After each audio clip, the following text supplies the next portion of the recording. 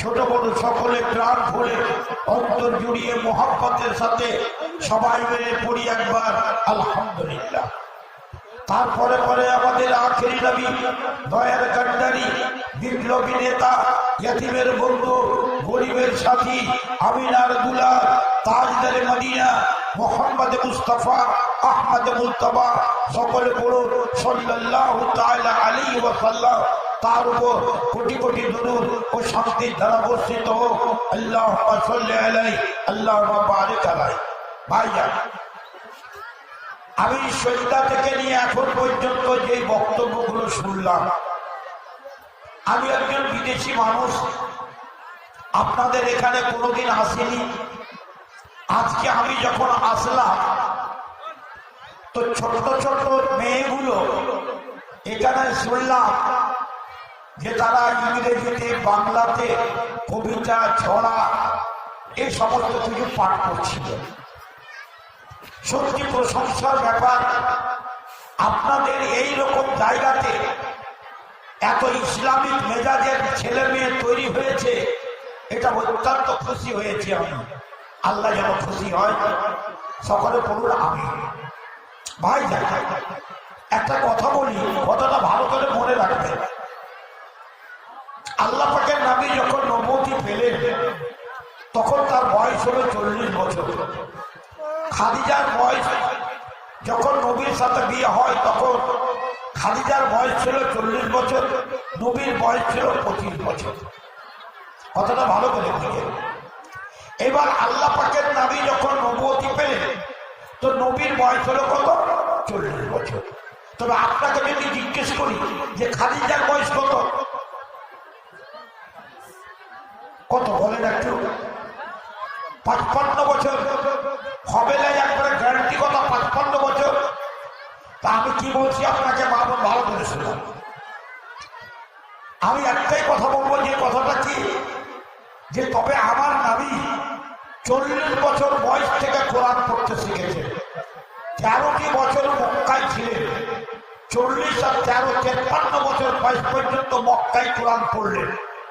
তারপরে মদিনা হিজরত করলেন, মদিনাতে গিয়ে 10 বছর কোরআন পড়লেন। অর্থাৎ 40 থেকে 63 বছর বয়স পর্যন্ত আমার নবী কোরআন তেলাওয়াত করেছে।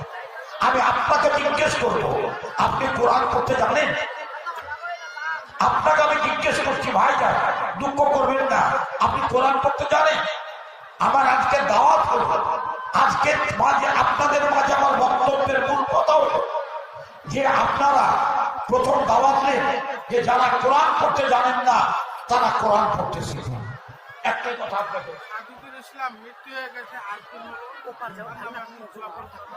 500 টাকা দান দিয়েছে সাজিদুর রহমান, আল্লাহ তুমি তাকে জান্নাত বন্দি করো, তার ভুলভ্রান্তি মাফ করো আল্লাহ।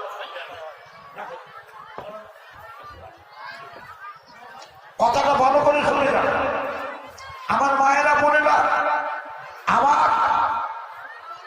খাদিজা রাদিয়াল্লাহু তাআলা আনহার বয়স যখন 55 বছর তখন থেকে কোরআন পড়তে শিখেছে। তবে আপনারাকে আমি জিজ্ঞেস করছি, মা বোন, আপনাদের ভিতরে কে কোরআন পড়তে জানে আর কে কোরআন পড়তে জানে না? আপনাদের একটা দাওয়াত দিচ্ছি আমি। সে দাওয়াতটি কি? নতুন দাওয়াত, যে আমরা ছোট ছোট ছেলে মেয়েরাকে কোরআন পড়াবার জন্য চেষ্টা করি, কিন্তু বড় বড় মানুষ যারা বয়স্ক হয়ে গেছে, কবে মরবে, চুল দাড়ি পেকে গেছে, যারা কোরআন পড়তে জানে না, তাদের দিকে কোনো গুরুত্ব নেই না। আমি আপনাদের কাছে একটাই কথা বলবো, মরার আগে, কাপড়ের কাপড় পরার আগে কোরআন পড়তে শিখেন। সে আপনারা নর হন আর নারী হন, ছেলে হন আর মেয়ে হন, আপনাদের কাছে আমার প্রথম অনুরোধ হলো, আমার বক্তব্যের মূল কথা যে আপনারা কোরআন পড়তে শিখুন। এটাই হলো আমার কথা। যারা কোরআন পড়তে জানেন না তারা কোরআন পড়তে শিখুন। শুনুন, একটা মানুষের কটা বাড়ি? আপনাকে যদি জিজ্ঞেস করে তো আপনি বলবেন আমার বাড়িতে একটাই। মা বোন ভালো করে শোনো, প্রত্যেকটা মানুষের বাড়ি হলো 5টা। প্রথম বাড়ি হলো বাপের পিঠে, দ্বিতীয় বাড়ি হলো মায়ের পেটে, তৃতীয় বাড়ি হলো দুনিয়ার কাঁচা পাকা বাড়ি, চতুর্থ বাড়ি হলো মাটির নিচে সুন্দর একটা কবরের বাড়ি, তারপরে 5 নম্বর বাড়ি সুখের বাড়ি বা দুঃখের বাড়ি, লাল বাড়ি বা সাদা বাড়ি, জান্নাতের বাড়ি বা জাহান্নামের বাড়ি, এটা বাড়ি হলো 5 নম্বর বাড়ি। আপনাকে সব সময় মনে রাখতে হবে, আমি যদি 5 নম্বর বাড়িটা পেতে চাই তবে আমাকে কোরআন পড়তে শিখতেই হবে। আপনাকে আমি একটা কোরআন মাজিদের আয়াত শোনাচ্ছি, আয়াতটা শুনুন। অত্যন্ত খুশি হলাম আপনার এখানে এসে, যে প্রত্যেকটা আলেম যেভাবে বক্তব্য রাখলেন সত্যি প্রশংসাযুক্ত। আমি প্রত্যেকটা আলেমেরই বক্তব্য শুনেছি, শুয়ে শুয়ে প্রত্যেকটা আলেমের বক্তব্য শুনে আমি মুগ্ধ এবং আমি সন্তুষ্ট। আমি আপনাদেরকে এই কথাই বলবো যে আলেমেরা কোনো কিছু বক্তব্য রাখতে বাকি রাখেননি, তবে আমি আপনাদেরকে একটা নতুন বার্তা নিয়ে এসেছি। সেটা কি, যে আপনারা যারা কোরআন পড়তে জানেন না তারা কোরআন পড়তে শিখবেন। কেন আপনাকে বলছি এই কথাটা? শুনুন, আল্লাহ পাক কোরআনে বলছে, উতলু মা উহিয়া ইলাইকা মিনাল কিতাবি আকিমিস সালাহ ইন্না সালাতা তানহা আনিল ফাহশাই ওয়াল মুনকার। কি বুঝলেন এই আয়াত থেকে? কি বুঝলেন? আল্লাহ পাক নবীকে বলছে, আমাকে নয়, আপনাকে নয়, একবারে নবীকে বলছে, হে নবী উতলু, তুমি পাঠ করো মা উহিয়া ইলাইকা, ওই কিতাবটা, যেই কিতাবটা তোমার কাছে প্রেরণ করা হয়েছে, যেই কিতাবটা তোমার কাছে ওহী করা হয়েছে, সেই কিতাবটা তুমি পাঠ করো। ওয়াকিমিস সালাতা, তারপর বলছেন তুমি সালাত প্রতিষ্ঠা করো। আপনি কি বুঝতে পারলেন ভাইজান এখান থেকে? আল্লাহ আগে বললেন না যে তুমি সালাত প্রতিষ্ঠা করো, আল্লাহ আগে বললেন না যে তুমি নামাজ পড়ো, আল্লাহ আগে বললেন না তুমি মসজিদ করো, আল্লাহ আগে বললেন না যে তুমি মাদ্রাসা করো, আল্লাহ আগে বললেন না যে তুমি ঈদগাহ আগে করো। আল্লাহ পাক রব্বুল আলামিন আগে বলছেন তুমি কোরআন পড়ো। উতলু মা উহিয়া ইলাইকা মিনাল কিতাব, যে কিতাবটা তোমার কাছে আমি নাযিল করেছি সেই কিতাবখানা তুমি তেলাওয়াত করো, পড়তে শেখো। তারপরে বলছে ওয়াকিমিস সালাত, তুমি সালাত প্রতিষ্ঠা করো। কথা বুঝলেন? তবে আপনার কাছে আমার অনুরোধ হবে, ভাইয়া যারা আজকে জালসায় এসেছে সুন্দরভাবে বসে পড়ুন এবং ফাঁকা জায়গাগুলো পূরণ করুন এবং আমার কথাগুলোর দিকে গুরুত্ব করুন। আমি একটা একটা করে কথা বলবো, আপনি সেইগুলো সংশোধন হয়ে যান। কারণ আজকে দুনিয়াতে এই কাঁচা পাকা বাড়িতে আছেন, এক্ষুনি বললাম 5টা বাড়ি, কবে বললেই আপনি চলে যাবেন 4 নম্বর বাড়ি, অর্থাৎ মাটির ভিতরে কবরের বাড়িতে চলে যাবেন। এটা খুব ভয়ানক বাড়ি, এই বাড়িতে যাবেন, এটা খুব ভয়ানক বাড়ি, এই বাড়িটা খুব ভয়ানক বাড়ি। আপনাকে ভয়ানক বাড়ির আলোচনা করার আগে একটা কথা বলছি শুনুন। মা খাদিজা রাদিয়াল্লাহু তাআলা আনহা যখন নবী নবুয়ত পেলেন, তো নবী কাঁপতে কাঁপতে কাঁপতে কাঁপতে খাদিজা রাদিয়াল্লাহু তাআলার কাছে আসছেন। এসে কি বলছেন? জাব্বেলুনি জাব্বেলুনি, খাদিজা তুমি আমাকে চাদর দিয়ে উড়িয়ে দাও, তুমি আমাকে লেহাব দিয়ে উড়িয়ে দাও। খাদিজা রাদিয়াল্লাহু তাআলা আল্লাহ নবীকে বলছে কি হয়েছে? নবী বলছে লাকাদ খাশিতু আলা নাফসি, আমার মধ্যে বড্ড ভয় লাগছে, মনে হয় আমি মরে যাব। নবী আতঙ্ক হয়ে গেছে। তো খাদিজা রাদিয়াল্লাহু তাআলা কি বলছেন শুনুন, নবী আমি 15 বছর থেকে আপনার সাথে সংসার করছি, আমি 15 বছর থেকে আপনার স্ত্রী রূপে, আপনার অর্ধাঙ্গিনী রূপে আপনার সাথে বসবাস করছি। আমি ছাড়া আপনার কোনো দ্বিতীয় স্ত্রী নেই, আমি আপনার একমাত্র স্ত্রী। আমি আপনাকে 15 বছর থেকে যে অভিজ্ঞতা পেয়েছি সেই অভিজ্ঞতা নিয়ে কথা বলছি। আপনার মধ্যে 5টা গুণ আছে, 5টা অ্যাডজেক্টিভ আছে, 5টা বিশেষণ আছে, 5টা সিফাত আছে, 5টা গুণ আছে। আর যার মধ্যে 5টা গুণ থাকবে, যে 5টা গুণে গুণান্বিত হবে, আল্লাহ তাকে কখনো ধ্বংস করবে না, আল্লাহ তাকে কখনো ধ্বংস করবে না। যার মধ্যে 5টা গুণ আছে। কি 5টা গুণ আছে? আমার মায়েরা বোনেরা ভালো করে শুনে নাও। তোমার স্বামীর মধ্যে গুণ আছে কিনা, তোমার বাড়িতে গুণ আছে কিনা তুমি দেখে নাও। ভাইরা আপনারা দেখে নেন আপনাদের মধ্যে গুণ আছে কিনা। যদি এই গুণ আপনাদের মধ্যে থাকে তবে আল্লাহ আপনাকে ধ্বংস করবে না, আল্লাহ আপনাকে বেইজ্জত করবে না। কি আল্লাহ নবী বলতে, আল্লাহ নবীকে বলছেন কে? খাদিজা, ইন্নাকা লা তাসিলুর রাহিম। নবী আপনার মধ্যে একটা মহৎ গুণ আছে যে আপনি আত্মকে ছিন্ন করতে জানেন না, আত্মকে বন্ধন করতে জানেন, আত্মটাকে প্রতিষ্ঠা করতে জানেন, আত্মটাকে ছিন্ন করতে জানেন না। কেউ গরিব, কেউ দুঃখী, কেউ অসুখ, কেউ পীড়িত, কেউ অভাবী না, বরং তাকে বুকে জড়িয়ে ধরতে জানেন। 2 নম্বর, ইন্নাকা লা তাসদুকুল হাদিসা। আপনার মধ্যে আমি দেখেছি, আপনার স্ত্রী আমি, আপনি কোনোদিন মিথ্যা কথা বলেন না, আপনি সদা সর্বদা সত্য কথা বলেন। ভাইরা, 2টা কথা শিখেলে, 1 নম্বর আত্মকে প্রতিষ্ঠা করবে, 2 নম্বর সর্বদা সত্য কথা বলবে, 3 নম্বর ইন্নাকা লা তাহমিলুল কাল্লা। হে নবী, আপনার মধ্যে এমন একটা গুণ আছে, আপনি পরের বোঝাকে আপনি নিজের মাথায় উঠিয়ে দেন।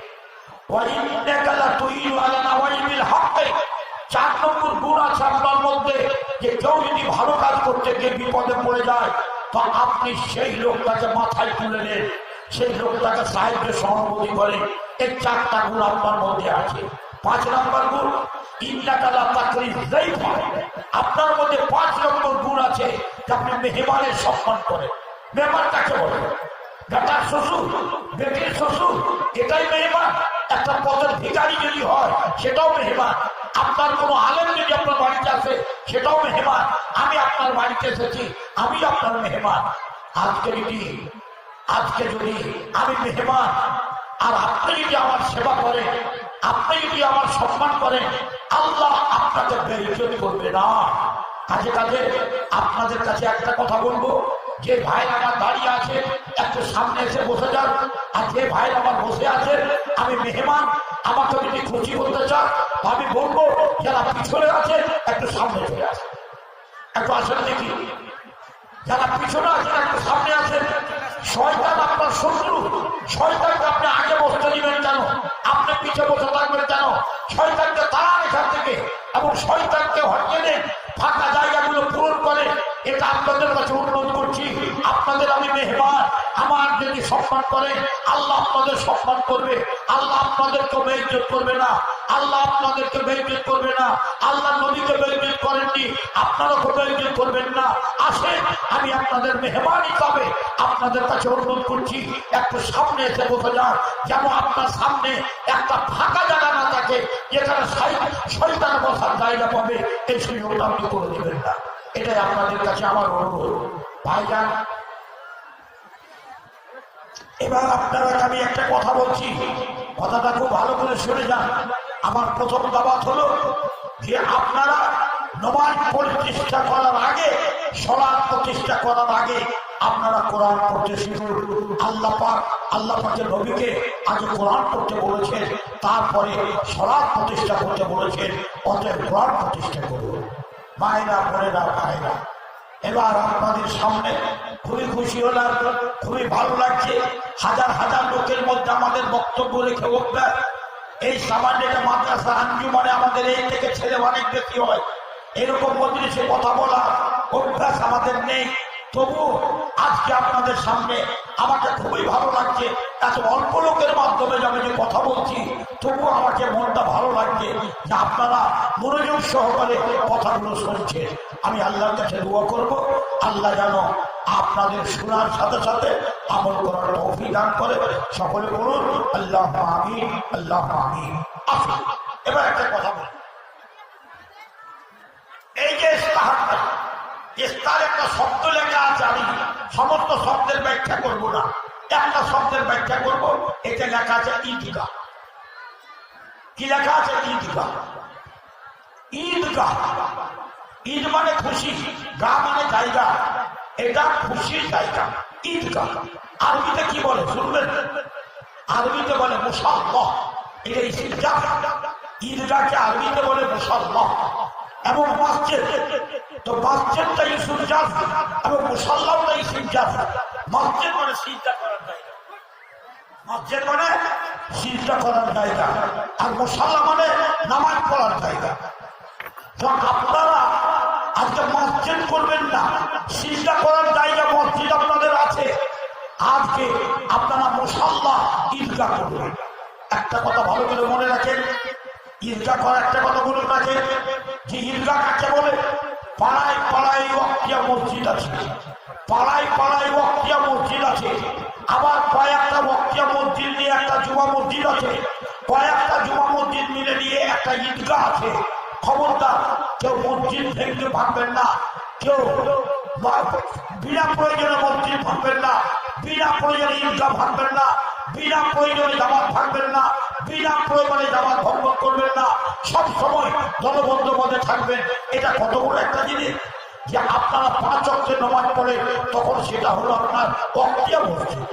এবার যখন সপ্তাহে একদিন জুমার দিন নামাজ পড়ে, তো সেটা হলো জামে মসজিদ। আর বছরে 2টা নামাজ পড়ে, একটা হলো ঈদুল ফিতর আর একটা হলো ঈদুল আজহা। এই 2টা নামাজ এটা পড়ে ঈদগাহে পড়ে, এবং বছরে একবার, এটা তো বছরে 2বার পড়ে। এবার বছরে একবার নয়, জীবনে একবার আপনি নামাজ পড়তে যান কোথায়? বাইতুল্লাহ শরীফ। যারা হাজী সাহেব হজ করতে গেছে তারা বাইতুল্লাহ শরীফ দেখে এসেছে, বাইতুল্লাহতে নামাজ পড়ে এসেছে, বাইতুল্লাহর ঘর দেখে এসেছে, তারা যায়। ওটা হলো জীবনে একবার। আর আপনারা এটা বছরে 2বার যাবেন, তাকে বলে ঈদগাহ। এই ঈদগাহের ব্যবসা। তবে পার্থক্যটা কি? আপনাকে বলি পার্থক্যটা কি? জুমার নামাজটা হলো কি? জুমার নামাজটা হলো কি যে সপ্তাহে একদিন, সপ্তাহে একদিন জুমার নামাজ। ওয়াক্তিয়া নামাজটা দিনে 5 বার, আর ঈদের নামাজটা বছরে 2বার। কথা বুঝেছেন ভালো করে? তো বছরে 2বার যে নামাজটা পড়ছেন তাকে বলে ঈদুল ফিতর বা ঈদুল আজহা, ওই ঈদগাহ। তবে মুসল্লা মানে নামাজ পড়ার জায়গা, আর মসজিদ মানে সিজদা করার জায়গা। আল্লাহ পাক রব্বুল আলামিন মসজিদের কথা বলছে, ইন্নামা ইয়ামুরু মাসাজিদ আল্লাহ। আরে আল্লাহর মসজিদ, আল্লাহর নামাজ পড়ার জায়গা, আল্লাহ সিজদা করার জায়গা তৈরি করবে কে? মান আমানা বিল্লাহ, যে আল্লাহকে বিশ্বাস করেছে, ওয়া আকামাস সালাতা, যে সালাত প্রতিষ্ঠা করেছে, ওয়া আতা যাকাতা, যে যাকাত প্রদান করেছে, ওয়া লাম ইয়াখশা ইল্লাল্লাহ, যে আল্লাহ ছাড়া কাউকে ভয় করে, ওয়া লাম ইয়াখশা ইল্লাল্লাহ, যে আল্লাহ ছাড়া কাউকে ভয় করে না। আছে তারাই করবে কি? আল্লাহর ঘর। তারাই করবে কি? ঈদের ঘর, ঈদের মসজিদ তারাই তৈরি করবে। যারা একমাত্র আল্লাহকে ভয় করে তারাই করবে। আসুন এবার আপনাদেরকে আমি একটা কথা বলবো, আপনারা খুব সুন্দর করে কথাটা শুনে আপনারা বুঝবেন যে হ্যাঁ, এই জায়গার কতখানি ফজিলত, দান করলে কত বড় ফজিলত, এই ভালো কাজ করলে কত বড় ফজিলত, জামাত করে বসবাস করলে কত বড় ফজিলত, জামাত ভাঙলে কত বড় গুনাহ, জামাতকে বদ্ধ করে রাখলে কত বড় নেকি। আপনার সব কিছু একটা একটা করে বলতে পারবে। আসুন আপনাদের সামনে আমি একটা একটা করে কথা বলবো, আপনারা কথাটা শুনবেন। একটা লোক, শুনুন, একটা লোক খুবই ভালো, লোকটা খুবই ভালো, ওর কথাবার্তা, ব্যবহার, চরিত্র, গরিব দুঃখীকে দান, পাড়া প্রতিবেশীর সাথে লোকটা খুব ভালো ব্যবহার করে। কিন্তু লোকটা নামাজ পড়ে, বুঝলেন? লোকটার স্বামী হলো কি? লোকটা নামাজ পড়ে। এটাই হলো তার দোষ। বাকি তার সব গুণে গুণান্বিত, ভালো, কিন্তু সে নামাজ পড়ে না। শুনুন, একটা মেয়ে দেখতে খুব সুন্দরী, স্বামীর খুব প্রতিভক্তি, শ্বশুর শাশুড়ির আদরী, গরিব দুঃখীর সাথে ভালো ব্যবহার করে, মেয়েটা সর্বগুণে গুণান্বিতা মেয়ে, কিন্তু মেয়েটা নামাজ পড়ে না। একটাই কথা শুনে, মেয়েটা নামাজ পড়ে না। শুনুন, কিয়ামতের দিন আল্লাহ পাক রব্বুল আলামিনের নবী বলছে, আউয়ালু মা ইউযা ইয়াউমাল কিয়ামাতি বাইনাল ইবাদ ফিস-সালাত। আল্লাহ কিয়ামতের দিন বিচার করবে, আল্লাহ কিয়ামতের দিন বিচার করবে। আমাদের হাইকোর্টে, আমাদের কোর্টে, আমাদের সুপ্রিম কোর্টে বিচার হয়, মহামান্য বিচারপতি বিচার করেন। কিয়ামতের দিন আল্লাহ মহান বিচারপতি, তিনি বিচার করবেন। সর্বপ্রথমে কার বিচার করবেন? কে তো মাকে মেরেছে, কে তো বাপকে মেরেছে, কে তো চোরকে মেরেছে, কে তো ডাকাতকে মেরেছে, কে তো স্ত্রীকে মেরেছে, কে তো স্বামীকে মেরেছে, কে তো স্ত্রীর টুটি চিপে মেরেছে, কে তো স্বামীকে বিষ খাইয়ে মেরেছে, কে তো ছেলেকে হত্যা করেছে, কে কত বড় বড় কাজ করেছে। কিন্তু আল্লাহ পাকের নামে বিচারটা প্রথমে কোনটা করবে? আল্লাহ নবী বলছেন আউয়ালু মা ইউযা ইয়াউমাল কিয়ামাতি বাইনাল ইবাদিহি ফিস-সালাহ। আল্লাহ কিয়ামতের দিন সর্বপ্রথমে নামাজ করবে, বিচার করবে কে নামাজি কে বেনামাজি। শুনলেন মায়েরা বোনেরা, তুমি যদি নামাজি হও প্রথম নম্বরে তোমার বিচার হবে নামাজি, তুমি জান্নাত যাবে। কিন্তু তুমি যদি বেনামাজি হও তবে তোমাকে যেতে হবে জাহান্নাম। কাজে কাজে তুমি সর্বপ্রথমে শুনে নাও যে তোমাকে নামাজি হতে হবে। আচ্ছা, এইবার আমরা এটা জানছি যে আমরা এই জায়গাটা করেছি ঈদগাহের জন্য। কেন এই নামাজের কথা বলছি? কতগুলো লোকের আমাদের ধারণা আছে ঈদের নামাজটা পড়লেই হলো, জুমার নামাজটা পড়লেই হলো, 5 ওয়াক্তের নামাজের দরকার নেই। আপনার যদি 5 ওয়াক্তের নামাজ না পড়েন যে ঈদের নামাজ পড়ে আপনার কাজ দেবেন। আপনাকে 5 ওয়াক্তের নামাজ পড়তে হবে, তারপর জুমার নামাজ পড়তে হবে, তারপর আপনাকে ঈদের নামাজ পড়তে হবে। এই কথাটা ভালো করে মনে রাখবে। আচ্ছা, আপনাদের দেশে মেয়েরা কি ঈদের নামাজ পড়তে যায়? যায় না। দেখেন, মেয়েরা ঈদের নামাজ পড়তে যায় না। হাদিসে কিন্তু আছে মেয়েরাকে ঈদের নামাজ পড়তে যেতে হবে। মেয়েরাও ঈদের ময়দানে ঈদের নামাজ পড়তে যাবে। যদি ঋতু মেয়ে হয়, ঋতুবতী মেয়ে হয়, তবুও তারা ঈদের নামাজ পড়তে যাবে। ওদের চাদর যদি না থাকে, যা দেখা যায় সঙ্গী সাথে নিয়ে কারো চাদরে উড়িয়ে তাকে ঈদের মাঠে যেতে হবে। যদি ঋতুবতী হয় তবুও তাকে যেতে হবে, কিন্তু ঈদের মাঠে যেতে হবে। ঈদের মাঠ, ঈদের সমাজ এমন করে তৈরি করা যেন ছেলে মেয়ে সবাই যেন ঈদের মাঠে নামাজ পড়তে পারে। আল্লাহ নবী এই কথাটা তাকিদের সাথে বলে দিয়েছেন মহিলাদের জন্য ঈদের নামাজ পড়া। আসুন আপনাকে বলি, আপনি 5 ওয়াক্তের নামাজ পড়েন না, ঈদের নামাজ পড়বেন এটা মনে করবেন না। যেমন ঈদের নামাজ পড়বেন গুরুত্ব সহকারে, তেমনই আপনাকে জুমার নামাজ পড়তে হবে, তেমন আপনাকে 5 ওয়াক্তের নামাজও পড়তে হবে। এটাই আপনার কাছে কাম্য, এটাই আপনার কাছে আশা। আসুন ভাইজান আমার, মা বোনেরা আমার, আমি তোমাদেরকে এবার একটা কথা বলবো। সুখের জীবন যদি তৈরি করতে যান, সুখের জীবন যদি তৈরি করতে যান, তবে আপনারাকে সুখের জীবন তৈরি করতে গেলে কি করতে হবে? আসুন আপনারাকে বলি। এমন কতগুলো বাড়ি আছে সুখের পরিবেশ কাকে বলে শুনুন।